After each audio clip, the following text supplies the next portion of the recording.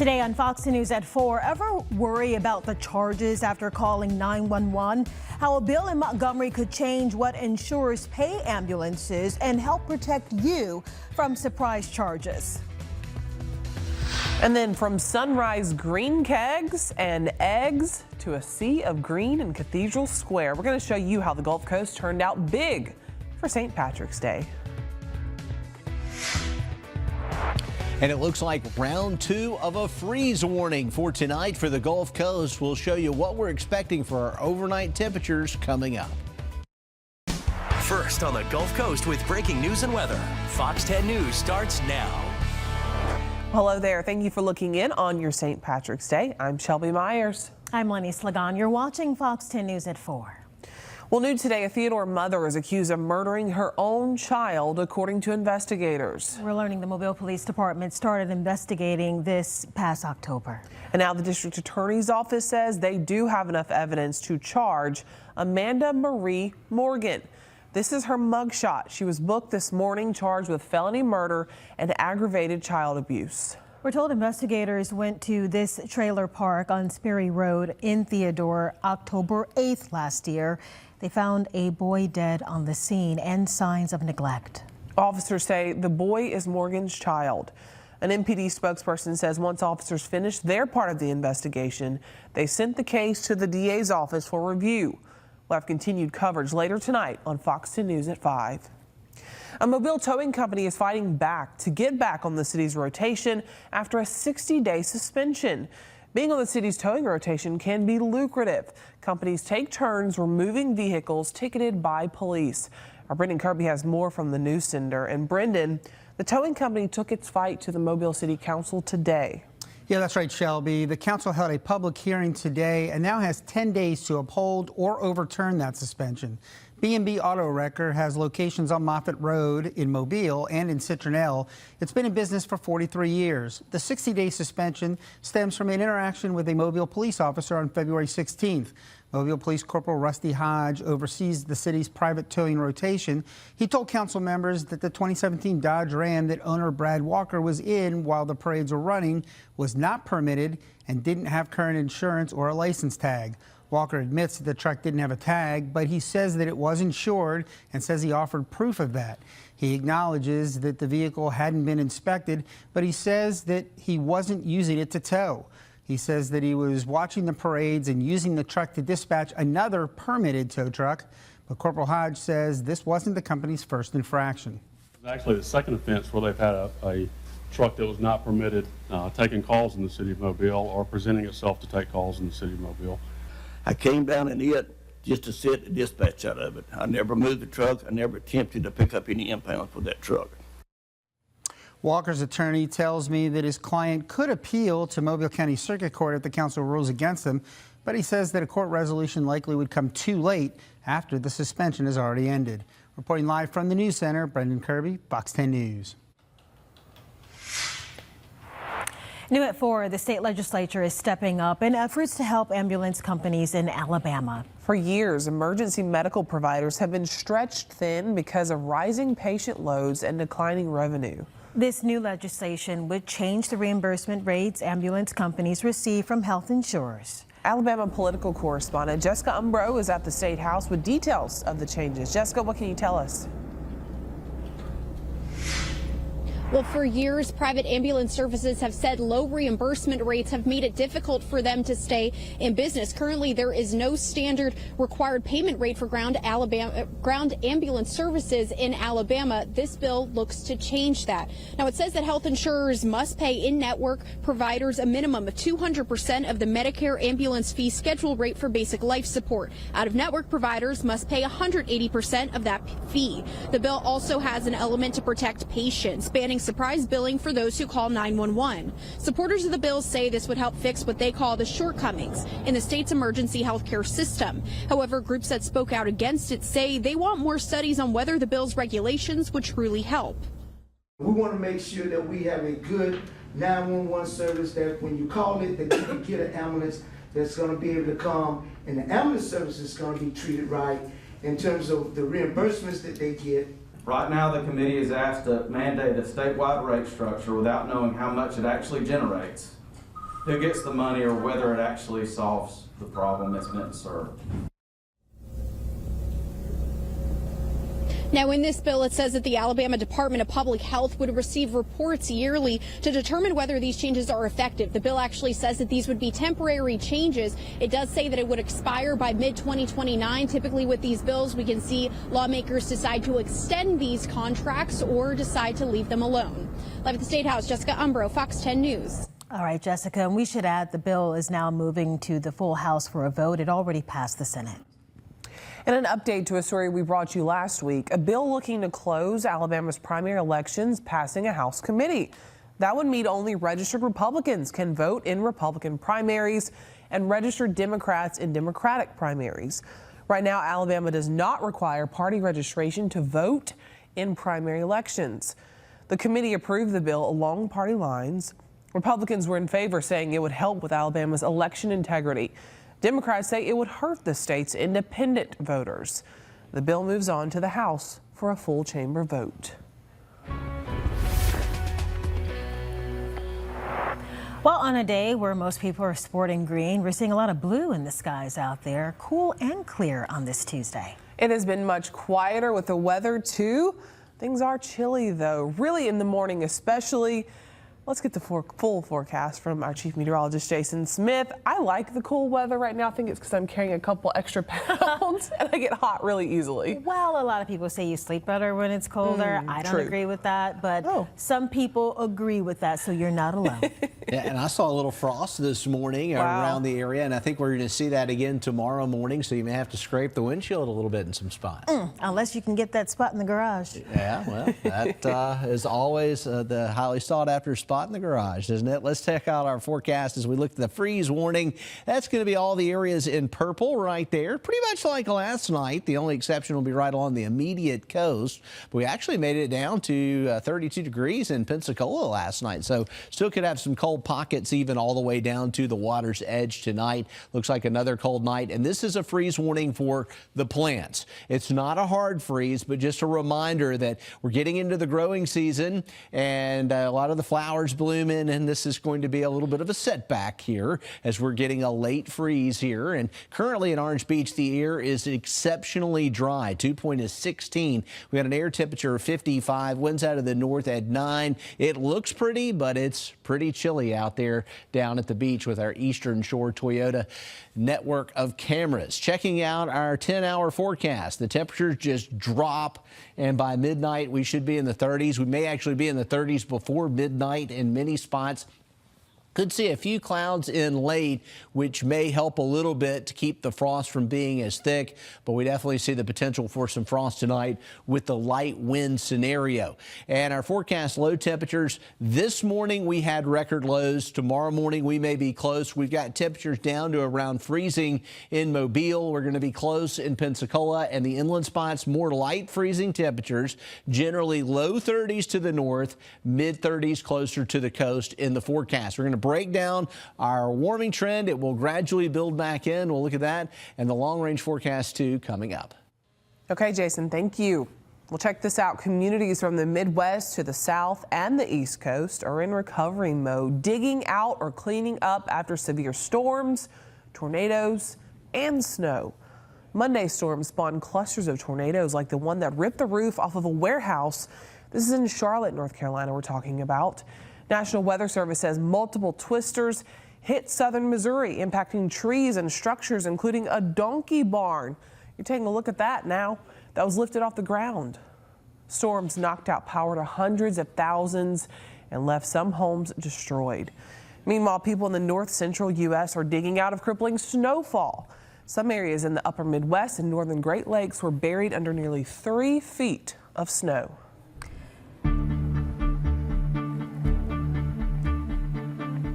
The director of the National Counterterrorism Center has resigned over the war in Iran, saying President Trump was pushed into that conflict by the Israeli government. Fox News White House correspondent Aisha Hasni has more now from the North Lawn. Their anti-aircraft machinery is gone, everything is gone, their leaders are gone. President Trump says Iran's military has been completely decimated and the U.S. is close to ending the threat posed by the regime. But here at the White House, the political fight is heating up. Joe Kent, the director of the National Counterterrorism Center, resigned on Tuesday, claiming the president was pushed into the conflict by the Israeli government. He wrote in part, quote, "I cannot in good conscience support the ongoing war in Iran. Iran posed no imminent threat to our nation." President Trump pushing back on that claim. It's a good thing that he's out because he said that Iran was not a threat.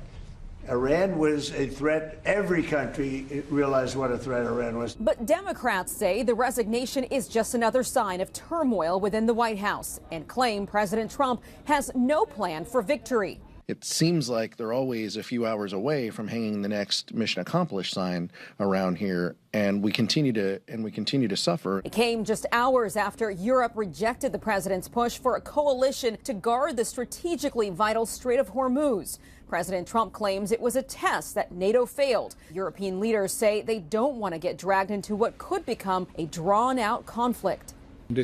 There will be no military solution here. There will only be a political solution. And the president says he is now delaying his visit to China so he can stay and focus on Iran. At the White House, I'm Aisha Hasni, Fox News. Well, gas prices continue to rise amid the war with Iran, and drivers hoping for relief could be in for a long wait. AAA reports a gallon of regular now averages $3.79. That's up 7 cents from just Monday. Most state leaders seem disinclined to grant gas tax holidays, questioning how much it would actually save drivers and how long the conflict could last. The war is threatening oil supplies, and Brent crude is hovering around $100 a barrel. Analysts expect the higher fuel costs to drive up prices for other goods as well.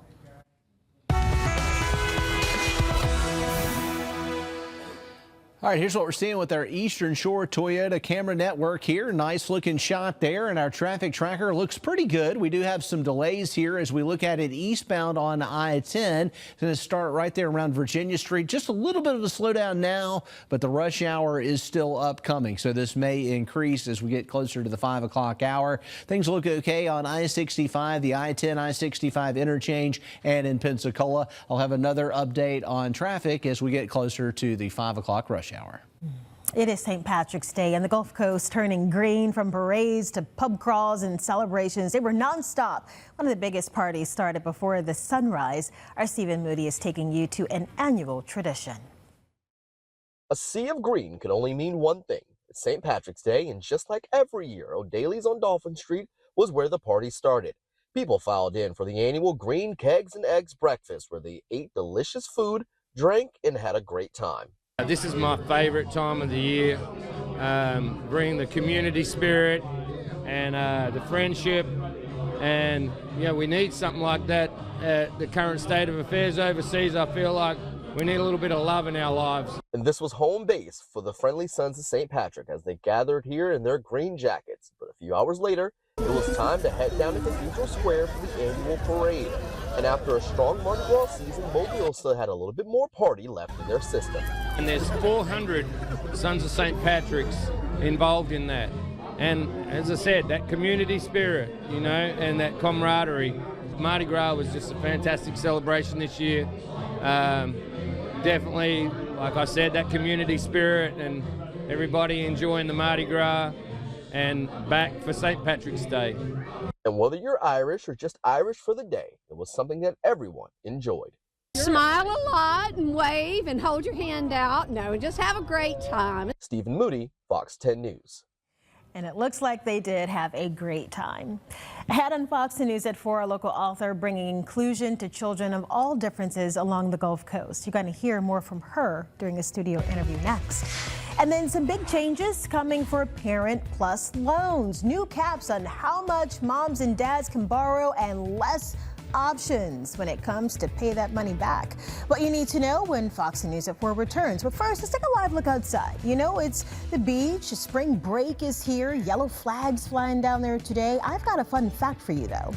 Although people in Ireland have been celebrating St. Patrick's since the 900s, the tradition of a St. Patrick's Day parade started in America. Yeah, records show the first one was held March 17th, 1600. Every week, you bring the couch, we'll bring the drama. Baseball Night in America, only on Fox.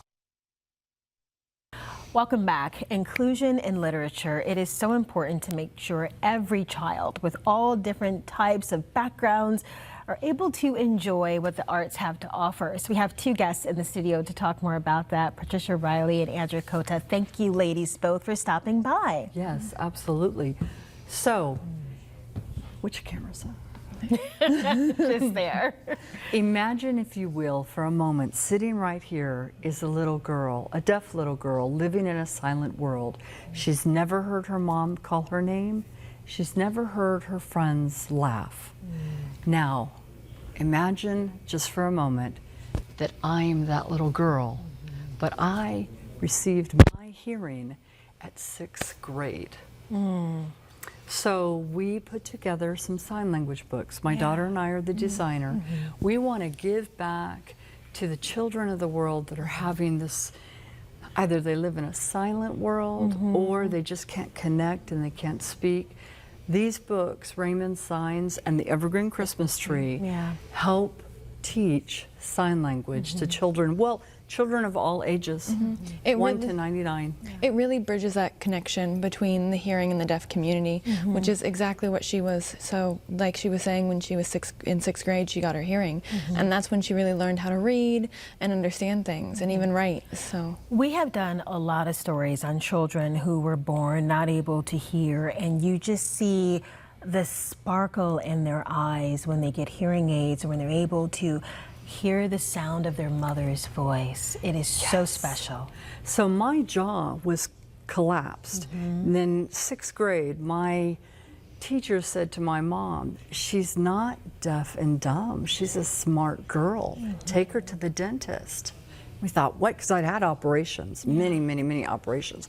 Well, they found my jaw was collapsed. They put a cranker and they cranked it up.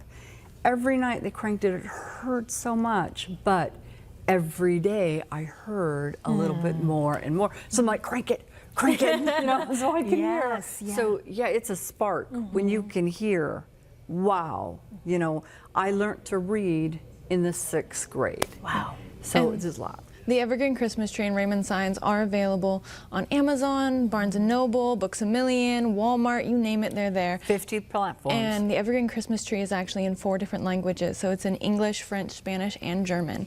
And the sign languages in each of those books is also relevant to those languages as well. So this is snow in English, snow in French, snow in Spanish, snow in German. Okay. I love that you're teaching us as we are having this conversation. You know, that's what language allows us to do. It allows us to communicate and connect. So it's great that you have this available in sign language and in the other languages as well. Right, and our next step for these books, the Evergreen Christmas Tree. Now wait, before I tell you that though, Raymond Signs is the companion book to the Evergreen Christmas Tree. Raymond is a deaf character in the book, but he takes the kids into the forest and teaches them the signs of the animals. So it goes raccoon or snake or lizard. You know, it's a really fun book, but our next step is to put this book into an animated feature, an animated short. And this, I love that. This animated short would be sign inclusive, so it's a little different than what everyone's talking about right now. I don't want to give it too much away. Don't give it too much away. But it is a little bit different, and so it's actually going to be one of the first of its kind when it's created. Awesome. Well, thank you ladies for coming in. I give my producer credit for that. She also signs, and I said, teach me something. How do I say thank you? And so there you go. So I appreciate you ladies for stopping by. Oh, thank you for having us. It's an honor. Absolutely. Thank you. We are going to have the information on this on fox10tv.com. That way you can watch it and share it with someone you know. Get that book.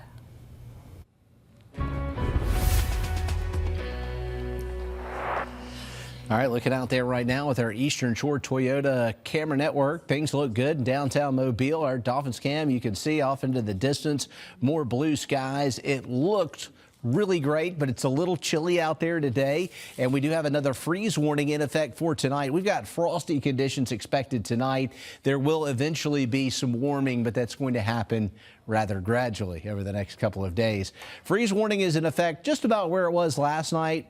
We're pretty much talking about I-10 and northward for light freezing temperatures tonight. This morning, we had new record lows at 32 in Mobile and 32 in Pensacola. 28 was the temperature in Evergreen. These two record lows beat the old record lows of 34 degrees. And satellite radar picture around the area, hardly a cloud in the sky. Looks like there are a couple of smoke plumes, one there coming off of eastern Escambia County and down through Okaloosa County. Another one up here into Wayne County. We even saw a little bit of smoke over the Mobile area today from what looked like a fire down around Lott Road. 57 degrees in downtown Mobile right now. Winds are out of the northwest at 12. There's a high fire danger out there with that breeze and that low dew point. Very, very dry this afternoon. Our forecast temperatures for tomorrow morning are going to be cold. We've got 31 for Monroeville and Evergreen, 31 degrees. There is quite chilly and frosty, 32 Atmore and Mobile. So we're going to be right around the freezing mark, 32 in Crestview. We should be above freezing in Pensacola tonight, but it will be close. You're going to be in the mid-30s, and frost is likely throughout the area, even if your temperatures are a little bit above freezing, because the surface of an object can supercool. And overnight, there will be a gradual increase in cloud cover, which may limit the frost formation a bit, especially after midnight and into the early morning hours of Wednesday. If it looks a little gray to you when you step out the door in the morning, don't be alarmed. We're not expecting rain, but we will have a little cloud cover around. So we've got partly cloudy skies tomorrow, clearing in the afternoon. Tomorrow's high is 62 degrees. Then on Thursday, we get up to 73 degrees, a little better there. And by Friday, the official start of spring, according to the calendar, and feeling like it, 77 on Friday afternoon, 81 on Saturday and Sunday. It starts to get warm there and warm into the early afternoons of next week and the early part of the week next week, Monday and Tuesday. And the thing that's missing that I don't think we're going to get a lot of complaints about is the lack of rainfall. We definitely still have drier than average conditions and drought conditions, but it's also nice to have a break from any severe weather. So it looks like quiet conditions for the remainder of the week and heading into the weekend. All right, good news there, Jason. Thank you. A major announcement in Baldwin County today as the county commission approved the last project associated with its award-winning 30 Cubed program. The program dedicated $30 million in county funds to be matched by $30 million in municipal funds to tackle infrastructure and connectivity challenges throughout the county. Now, the goal is to have all projects finished by 2030. This last project with Loxley will be the biggest of them all, with a price tag of more than $16 million alone. It will pay for the extension of Bedrock Road past Stonebridge Elementary, connecting it to Highway 59. The extension is approximately 2 miles and will create a much-needed connection between Highway 31 and Highway 59. That will alleviate an approximate 8 to 8.5 mile current route driving up 59, turning onto 31, and then back down 31. So a 2 mile road segment investment will save a tremendous amount of time with the amount of traffic volume we have. Fire, police, and EMS services going to be so much more improved. It'll provide a lot of interconnectivity. Cutting the need of state federal funding, the projects can start with less red tape so they can finish faster. The project could take 3 years to complete, maybe less. Coming up later tonight on Fox News at 5, our Hal Sherrick will look into how the Loxley project will be affected for future industrial needs there.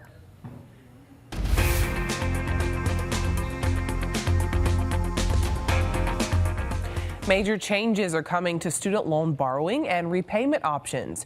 Consumer investigator Rachel DePompa explains what parents and students need to know in this Watching Your Wallet. Parent Plus loans are one of the biggest changes that are happening in the student loan space this year. Robert Farrington, the founder of the College Investor, says starting July 1st of this year, parents can only borrow up to $20,000 per year or $65,000 in total for their child's education. That's a big change compared to the current limits, which are uncapped up to the total cost of attendance. What's important to realize is that Parent Plus loans fill in a really hard place for kids to pay for college. So students can typically only borrow $5,500 to $7,500 themselves. And as we know, college costs way more than that. Farrington says there are some worries these new caps on Parent Plus loans could prevent parents from helping their kids. So along with the borrowing limits, the repayment plan options are changing, and Parent Plus loans will only have access to the standard repayment plan going forward. They will no longer have access to income-driven repayment plans, which also means that parents will no longer have access to loan forgiveness programs like public service loan forgiveness. Farrington says it's going to drive a lot of families to private student loans, because Parent Plus loans now are basically equal to private loans, which means it really will come down to the interest rate. With this Watching Your Wallet, I'm Rachel DePompa. Well, next up in entertainment news, pro bowlers trying to make a living on the tournament circuit. Sneak peek at a Born to Bowl when Fox 10 News at 4 returns.